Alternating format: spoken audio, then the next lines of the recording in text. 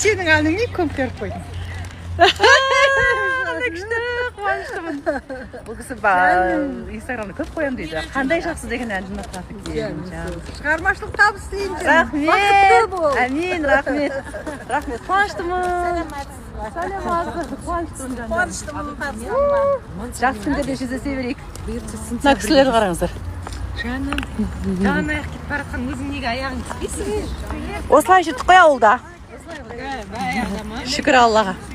Ау, иә, жеді, энергия. Энергия деген жер басқа қол жатыр ғой сіздер. Лаура, күйеуінің. Мына туфли мынау. Мына мінекей. Бір-ақ күн болды алғаныма ана бычтың шығарып туфлидің. Бірақ өзі бар ғой анау. Малта бар туфли болды. Кеше бірінші күні кидім. Яқтады. Мынау деген сенің естісің де любойың малта барың ғой. Малта барым, шүкір Аллаға. Күшті болды, ризамын. Бір күндік туфли.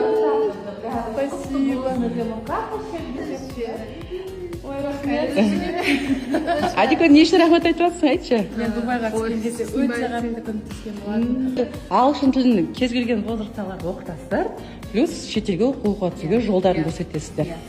Гүлден сізге рахмет. Сіз сол уақытта келген кезде осындай жақсы адам едіңіз, сол жұмыста отырсыз ғой.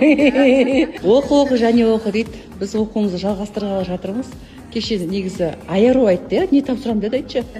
Ой, біздің интер студент бар ғой дедім. Сөйтсем, айдым, мен оқуым келеді. Жақсы ғой, оқи берген, я.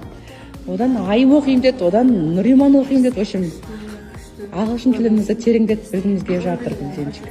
Уже костюмдермен, как положено, профессионально, любой жерге дайындықпен жүріңдер. Осының бәрін тағы да әлі ойларыңа келіп жатса, басқа да стильде істеп көруге. Керек, кәдімгі әрі мен не қылғаным сол ғой, біз ана сіздерге көп туған жерде жүрген кезде ана таудың биіктігі байқалмайды деп жаңағы. Сол сияқты мен Оралда, Астанада, Алматыда жүргенде кіне Оралдықтар жинап қойғанда осы ән сіз кеш өтпейді де, өйткені отырып алып.